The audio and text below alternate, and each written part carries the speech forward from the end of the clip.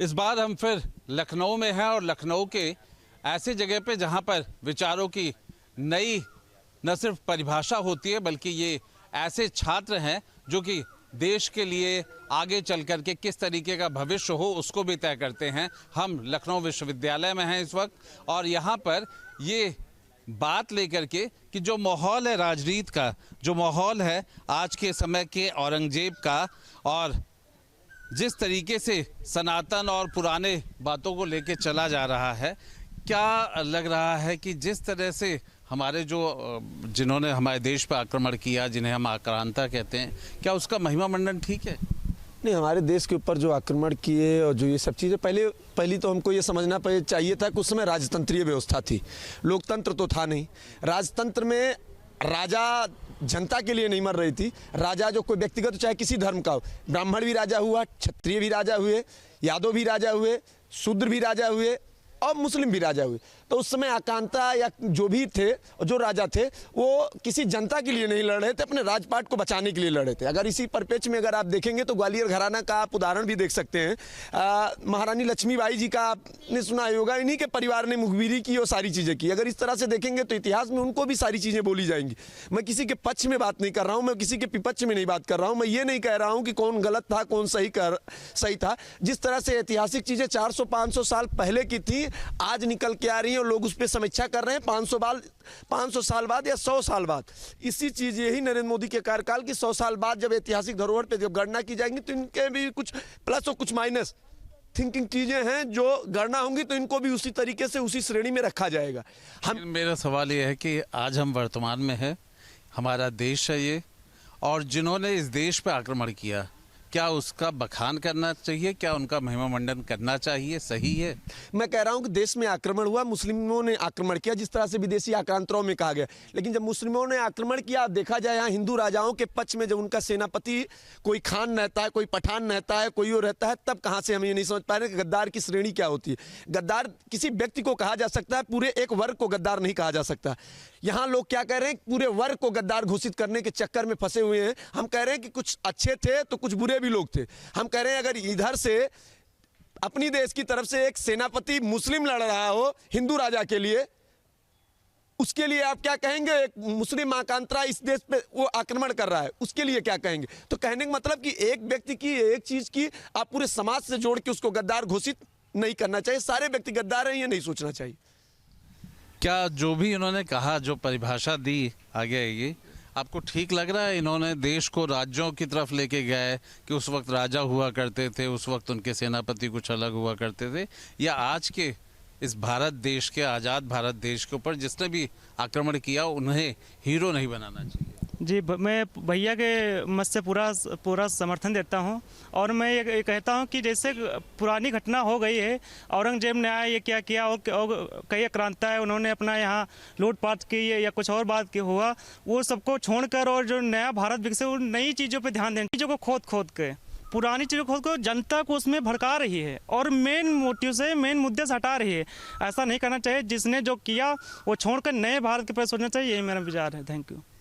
क्या विरासत को लेकर के जो हमारी चीज़ें थी वो हमें वापस नहीं मिलनी चाहिए? संभल की बात करें, मथुरा की बात करें, आज भी वो मंदिर कहीं ना कहीं ढके हुए हैं।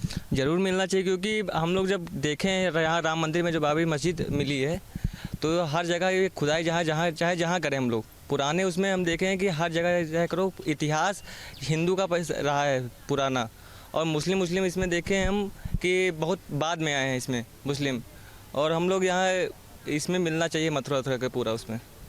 और वहीं पे ये अगर हम दूसरे लोगों की बात करते हैं तो कह रहे हैं कि पुराने चीज़ों को खोदना नहीं चाहिए, उसे किसी तरह से खोद करके नए नहीं, जब खोदेंगे नहीं तो पता कैसे चलेगा? मेन चीज़ यही है, खोदेंगे तभी पता चल पाएगा, क्योंकि अभी मंदिर में ही हम लोग खुदाई किए हैं तब मिली है, शिवलिंग मिली है, तभी हम लोग राम मंदिर बन पाई है। ऐसे बनारस का है, बनारस में भी मस्जिद है और यहाँ मथुरा में भी मस्जिद है, तो अभी चल रहा है, अब देखिए क्या होता है। इतिहास से सीखना चाहिए। हाँ, इतिहास से तो सीखना चाहिए, तभी तो हम लोग जान सकते हैं क्या इतिहास में है। हमारा मान स्वाभिमान क्या? हाँ, यही है। अब क्या? हाँ, क्या लगता है जी, जी वो बात सही कहें, इतिहास सीखना चाहिए, लेकिन हर जगह पे जैसे पुराने मुद्दों को उलझाना बार बार, ये हमारे हिसाब से सही नहीं है। और बाकी वो तो उसमें तो कोई शक नहीं कि हमारा जो सनातन धर्म है वो सबसे पुराना है, उसमें कोई शक नहीं है। और हमारे अपने सनातन धर्म को किसी के सामने साबित करने के लिए कुछ कहने की जरा सी भी आवश्यकता नहीं है। Thank you. क्यों? हाँ, ये विज्ञान के दौर में देखिए हमारा समाज कहाँ जा रहा है। विज्ञान के दौर में, प्रगति के दौर में, प्रगतिशील भारत के दौर में हम अकबर, बाबर, हुमायूं और सच पे दुनिया चांद पे जा रही है। चांद से लोग वापस भी आ रहे हैं। उसके बाद भी देखिए मेरा देश कहाँ जा रहा है, संभल में। हम ये कह रहे हैं अपने पुरखों के बारे में पता कर, पुरखों के बारे में ही बात कर रहा हूँ। मैं कह रहा हूँ कि संभल में प्रभु श्री राम और अयोध्या के श्री राम कौन बड़ा है। यहाँ तो कहा भी गया रामचरित में, गट गट व्यापी राम। जब हर जगह प्रभु श्री राम विराजमान ही है तो खोद के आप जगह क्या रहे हैं, अब पा क्या रहे हैं। मैं कह रहा हूं कि घट घट व्यापी राम, हर घर, इस कण, इस पूरे धरा में प्रभु श्री राम हैं। मैं मान रहा हूं उनकी अस्तित्व है, वो सारी चीजें हैं, मैं उन पर बिलीव करता हूं। फिर खोदने के, आप खोदेंगे तभी निकलेंगे प्रभु श्री राम। फिर दूसरे पक्ष को दे क्यों नहीं देना चाहिए? आप इस बारे में नहीं सोचते हैं? मैंने कहा, ये तो कह रहे हैं कोर्ट का डिस्ट्रीब्यूट का मामला है, कोर्ट में सब कह रहे हैं कि कोर्टीय कार्रवाई से होगा, हर चीज होगा। आप देखिए ना, लालजी सुमन का आज घर के ऊपर घेराव हुआ। हमारे राज्यसभा सांसद है समाजवादी पार्टी के, करणी सेना के लोग उनके घर पे जाके उत्पात मचा रहे हैं। ये बताइए संवैधानिक दायरे से हो रहा है? आप उसी चीजों की बात कीजिए ना, संवैधानिक बातें कहते हैं। आप डॉक्टर भीमराव अंबेडकर साहब को कहते हैं अंबेडकर अंबेडकर अंबेडकर। आप दलित समाज का अपमान क्यों कर रहे हैं? क्या मुस्लिम लालजी सुमन क्या दलित समाज से नहीं आते हैं? नहीं, क्या मुस्लिम अपमान नहीं कर रही है? क्या मुस्लिम बस्ती में हिंदू सुरक्षित? सीधी सीधी बात मैं कह रहा हूं कि मुस्लिम बस्ती में हिंदू सुरक्षित, मैं कह रहा हूं हिंदू बस्ती में मुस्लिम सुरक्षित है और मुस्लिम बस्ती में हिंदू सुरक्षित है। अगर ये उत्पाती कुछ नेता बीजेपी के ना आए तो सब लोग सब जगह सुरक्षित है। आखिर 70 साल से सब लोग एक साथ ही रह रहे हैं। आजादी तो अभी 70 साल 75 साल में मिली है। उससे पहले हम लोग कैसे लड़ रहे थे? आजादी की लड़ाई में मुस्लिम लड़ रहे थे, हिंदू लड़ रहे थे, वहां तो जात पात नहीं था। देश की आजादी में हिंदू मुस्लिम लड़ रहे थे। औरंगजेब, उसकी क्रूरता तो पता है ना? औरंगजेब क्या था क्या नहीं था, ये ऐतिहासिक चीजें हैं, लेखकों ने लिखा है, बताया। उसकी क्रूरता के बारे में भी लिखा होगा तो उसकी अच्छाइयां भी लिखी हैं। जब मुद्दा उठा तो सारी पार्टियां बाकी सोती क्यों रहती है? नहीं, हम ये तो कह रहे हैं, डर रहता है कि मुसलमान कहीं ना। अगर औरंगजेब से ज्यादा अगर भारत की शिक्षा पे ध्यान दिया जाए, भारत के स्वास्थ्य पे ध्यान दिया जाए, भारत के चिकित्सा पे ध्यान दिया जाए, रोजगार पे ध्यान दिया जाए, ठीक, ये जरूरी है। आप बताइए, तो हम अपने आक्रांताओं का महिमा मंडन करते हैं।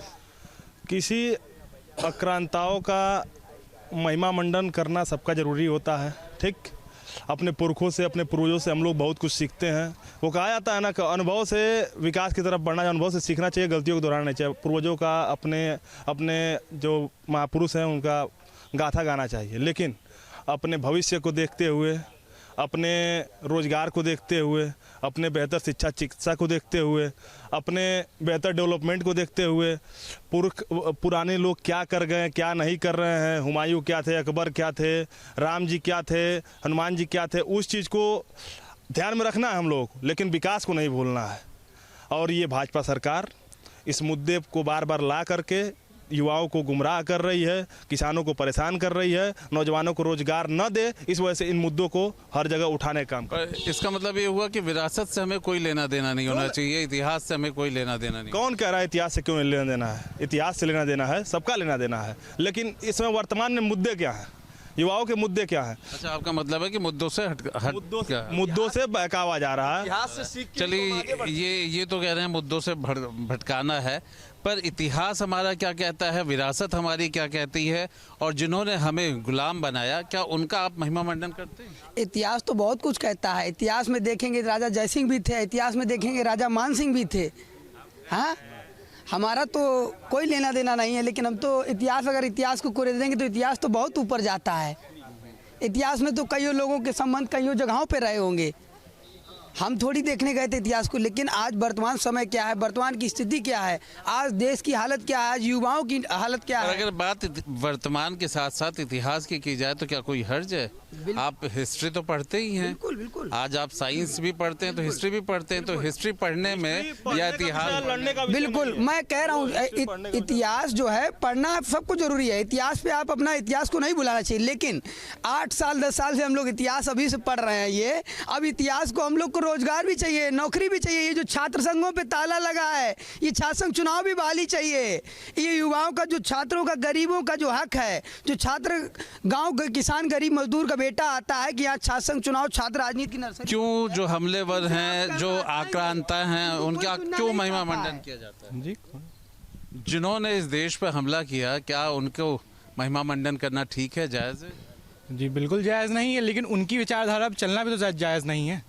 भाजपा बार बार औरंगजेब का नाम लेती है, उसको हम लोग गिनते हैं कि वो अपने विरोधियों को हाथी के पैरों तले दबा देता था, मंदिर तोड़वा देता था। आज वापस हमें वही हो रहा है। मोदी जी जो हैं अपने विरोधियों को जेल में डाल रहे हैं, मस्जिद तोड़वा रहे हैं, बस्तियाँ उखड़वा रहे हैं। अयोध्या में आपने इतना बड़ा देखा, तो उन्हीं की तो विचारधारा अब चला जा रहा है। आपने कहा कि इतिहास को जो वार किए, टकरार किए, उन लोगों को क्यों महिमा मंडन किया जा रहा है। वर्तमान स्थिति देख लीजिए, आए दिन सरकार संविधान पर वार कर रही है।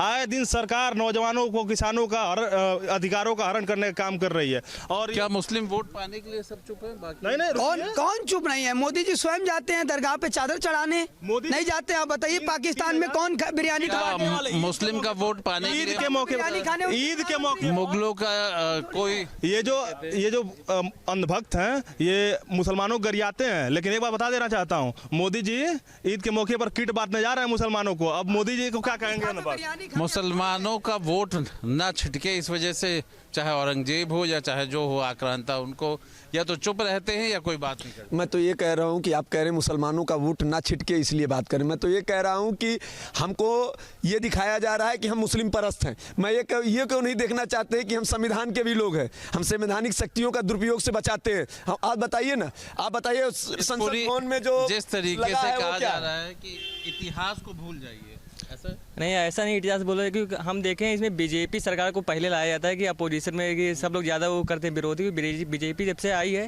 तब से डेवलपमेंट भी हुआ, ये भी एक तरफ देखा जाए। डेवलपमेंट हुआ, अरे डेवलपमेंट बहुत होता है। अरे भाई रैंकिंग देख ली, इंडिया की रैंकिंग कहाँ से, इंडिया की रैंकिंग पर कैपिटा इनकम बताओ, पर कैपिटा इनकम बताओ, पर कैपिटा एक आम आदमी की आय बताओ। पाकिस्तान से पीछे हम हैं, पाकिस्तान से पीछे हम लोग। बोलने दीजिए ना, एक मिनट नहीं, गलत बात है, गलत बात नहीं, उनको बोलने दीजिए। नहीं अभी तक नहीं, बोलने दीजिए।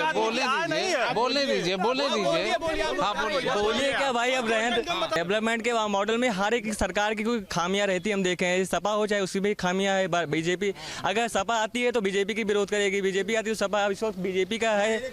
हम देखें तो सपा में गलती निकालेंगे, सपा वाले बीजेपी में गलती निकालेंगे, कहीं ना कहीं से कोई भी गलती हर एक समाज की गलती रहती है। हम देखे हैं कोई भी उसमें हो, बीजेपी बस बीजेपी सबने बीजेपी को निशाने पे लिया। हाँ, हमेशा हम देखे हैं हर एक जगह बीजेपी गलत है, बस हम देखे हैं। देख रहे हो ये? हम देख रहे हैं जब से हैं तब से हम देख रहे हैं, जब से बीजेपी आई है। देखिए, आपने कहा इतिहास दोहराया जाना चाहिए। हम विश्वविद्यालय से हैं, अभी इस लायक नहीं है कि देश और विदेश की राजनीति पे चर्चा करें, लेकिन हमारा सवाल ये है विश्वविद्यालय से कि आप इसके बगल में जाएंगे। लखनऊ यूनिवर्सिटी कब बनी थी? लखनऊ यूनिवर्सिटी बनी थी 1921 में। आपको पता है ना, ये आपका हिस्ट्री है, नहीं, आपकी हिस्ट्री है। आपने कहा कि हिस्ट्री को दोहराना चाहिए। जैसे आप यूनिवर्सिटी को बने हैं, वैसे देश की क्या हिस्ट्री ठीक, होगी? आपने कहा कि हिस्ट्री को दोहराना चाहिए। लोहिया जी की प्रतिमा पे छात्र संघ अध्यक्ष और पूर्व वीसी साहब का नाम लिखा गया था, उसको वर्तमान के कुलपति साहब ने काट के उस पे हल्का सा पॉलिश लगवा दी, उस पे हल्का सा ये कर दिया, तो हमारा इतिहास मिटाया जा रहा है ना। अखिलेश जी ने मेट्रो बनवाया, उस पे बाबा जी ने पर्दा लगा दिया, तो वो मोदी योगी जी की तो नहीं हो जाएगी ना, वो अखिलेश जी की तो रहेगी। वो रहेगी तो मेट्रो ने आज अगर कोई पूछेगा तो यही ना कहेगा, सब जनता यही ना कहेगी कि अखिलेश जी ने मेट्रो बनवाया। लेकिन जब हम देश की नींव की बात करते हैं, आज़ादी की बात करते हैं, हम क्रांतिकारियों की बात करते हैं और हम आक्रांताओं की बात करते हैं, तो क्या वो महत्वपूर्ण नहीं है? महत्वपूर्ण सब है। विकास जरूरी है, युवाओं को रोजगार जरूरी है। क्या ये बताइए, आप मीडिया कर्मी हैं, ठीक है, आप आए विश्वविद्यालय में, आपका हृदय से आभार है। क्या महाकुंभ मेले में जो हुआ उसकी रिपोर्ट आ गई? बताइए, उसकी रिपोर्ट नहीं आई। और मेरा विषय सुनिए, पहली बात एक बात बताएं, राजाओं का कोई योगदान नहीं है भारतीय स्वतंत्रता में। सीधी बात है। अशफाकुल्लाह खां साहब, भगत सिंह, राजगुरु, ये लोग आजादी के नायक हैं। अगर ये आप, वो तो राज बचाने के लिए भैया लड़ रहे थे। इतनी रियासतें, 537 रियासतें सिर्फ अपना राज बचाने के लिए। औरंगजेब मैं कह रहा हूँ सब राज बचाने के लिए मर रहे थे, सब राज बढ़ाने के लिए, कोई जनता की सोच ही नहीं रहा था। तो बाकी विपक्ष क्यों चुप हो जाता है? औरंगजेब को तो कह सकते हैं कि उसने हमला किया, वो क्रूर था, वो हीरो नहीं हो सकता। उसी राजतंत्र के विरोध में ही तो लोकतंत्र जन्म लिया। उसी राजतंत्र की खामियों को देखते हुए लोकतंत्र लागू हुआ। लोकतंत्र जब आया तो देखिए ना, लोकतंत्र में भी वही बहस रहा। क्या औरंगजेब जैसा बनना चाहिए? क्या आपको नहीं लगता औरंगजेब जैसा बने? क्या आपको नहीं लगता है कि क्या आप औरंगजेब जैसे देश को राजतंत्र की तरफ धकेल रहे हैं? नहीं, मैं आपसे पूछ रहा हूँ, सत्ता की तरफ धकेल रहे हैं। क्या औरंगजेब हीरो हो सकता है? क्या अगले हम रूसी नहीं बनने जा रहे? क्या अगले हम चाइनीज नहीं बनने जा रहे? जहाँ एक दल, एक ही सत्ता, एक ही राज, एक ही प्रधानमंत्री, क्या हम वो नहीं बनने जा रहे?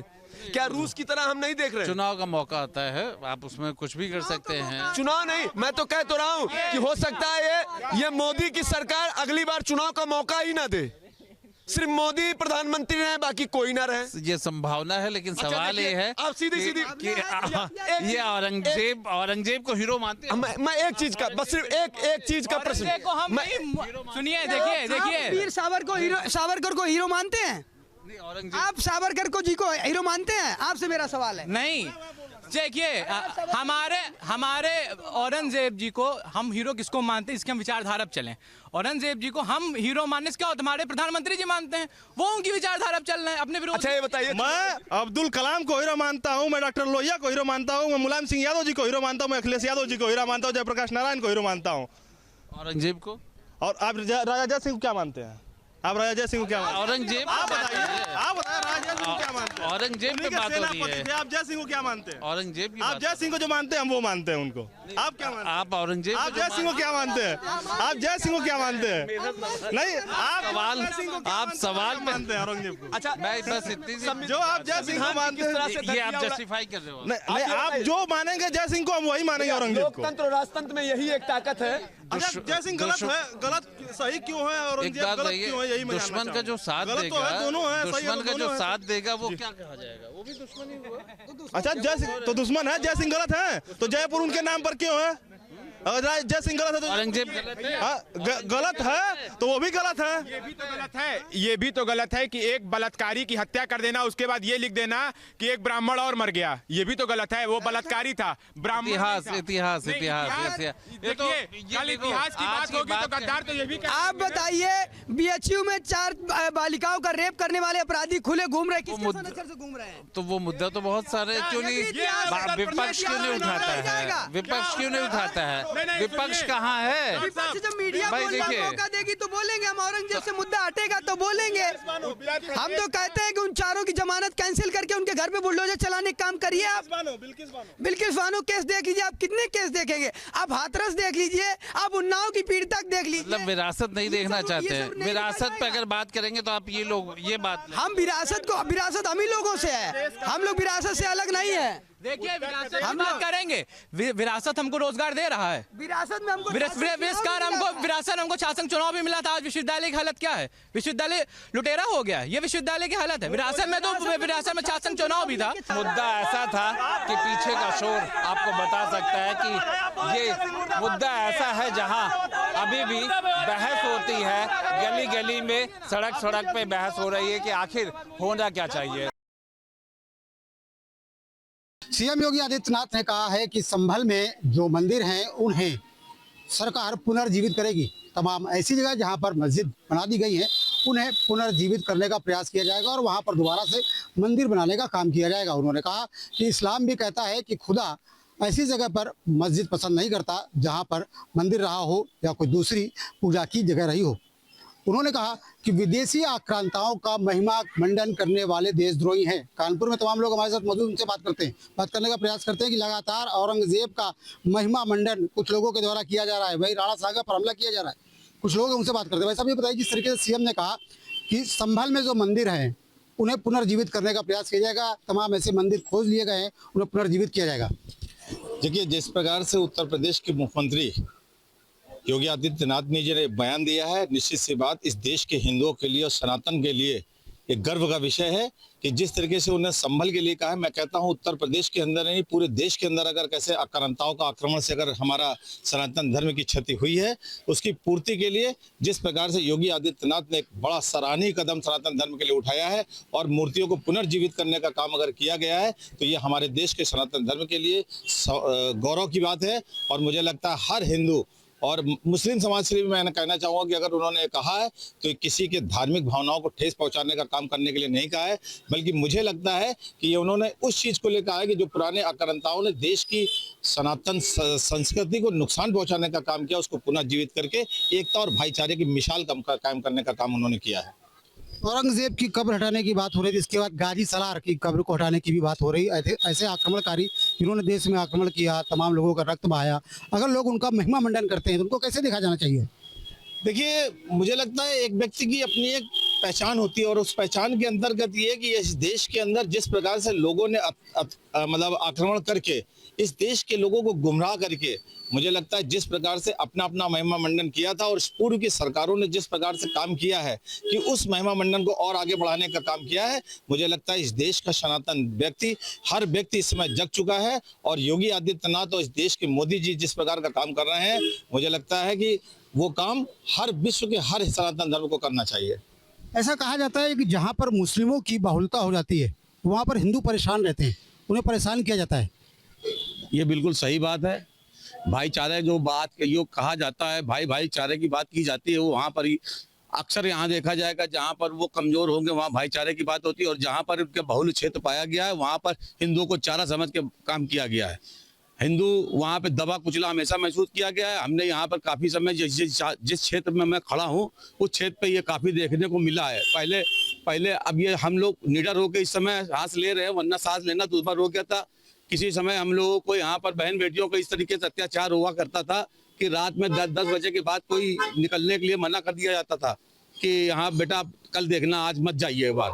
और हमारे बीच में क्योंकि बराबर से रहने वाले लोग हैं, हम लोग थोड़ा सा कम लोग हैं और वो ज़्यादा संख्या में लोग हैं, तो कभी कोई बात हुई तो हम ही लोगों को दबाया कि हमें कुछ। आज निष्पक्ष बात होती है तो उनको बुरा लगता है, उनको लगता है कि एक पक्ष को दबाया जा रहा है, लेकिन सत्य तो ये है कि अब फैसला बराबर का किया और जो भी गलत काम करता है उसको सजा देने का काम मुख्यमंत्री हमारे योगी आदित्यनाथ ने करा रखा है। छावा मूवी आई है उसके बाद से औरंगजेब बहुत ट्रेंड कर रहा है, औरंगजेब को लेकर तमाम बयानबाजी हो रही, बहुत से लोग उसका महिमा मंडन भी कर रहे हैं, खासकर सपा के लोग। तो ऐसे में क्या किस नजरिए से देखा जाना चाहिए इसे? नहीं, वो नजरिया तो मैं ले जाता, मतलब अब उसके लिए मैं कहूँ जो छावा मूवी है उसमें देखने को मिला है वो सामने है। और रहा पहले उनको तो इस मामले में तो कहना मुश्किल है। छावा मूवी में वही सत्य दिखाया जो सत्य है और सत्य आधारित वही फिल्में दिखाई जा रही कि वो पहले लोगों को गुमराह किया जाता था, आज लोगों को चेतना के लिए, लोगों को जागरूकता के लिए कुछ ऐसी मूवियों का प्रदर्शन किया जा रहा है कि सामने देखा जाए कि हमारे पूर्ण काल में लोगों ने क्या क्या व्यवहार किया, किस तरीके से व्यवहार किया है, अब कैसे लोगों को हम लोगों ने कैसे झेला है। विदेशी आक्रांताओं का महिमा मंडन जो लोग कर रहे हैं उनके बारे में क्या कहेंगे आप? देखिए, जो शुरुआत से ही कांग्रेस सरकार की ये मानसिकता रही है, उन्होंने बंटवारे के बाद जब जिन्ना ने ये मांग करी थी कि सारे मुस्लिम अपना एक देश बंगाल और इधर उधर चले जाएं और एक देश बना के सारा मुस्लिम एक तरफ रहे और सारा हिंदू व्यक्ति जो भी हैं वो हिंदुस्तान में रहें, लेकिन नेहरू जी की कुछ नीतियां जिससे ये पूरे देश को इन्होंने खराब करने का काम किया। और बचपन से ही ये मुस्लिम आक्रांताओं के बारे में हम सबको पढ़ाते रहे हैं, उनको इन लोग हीरो दिखाते रहे हैं। अब ऐसी सरकार आई है जो अपने हीरो को दिखा रही है। सांबा मूवी के माध्यम से दिखाया गया औरंगजेब ने क्या क्या इस देश में आतंक मचा रखा था, महिलाओं बच्चों के साथ क्या क्या किया था, वो सब देख के हम लोग का जो कलेजा है वो एकदम कांप उठा इस मूवी सांबा मूवी देख के। और जो भी योगी सरकार और ये जो 100 जो बयान दिया है 100 मुस्लिमों में 2 हिंदू सुरक्षित नहीं है,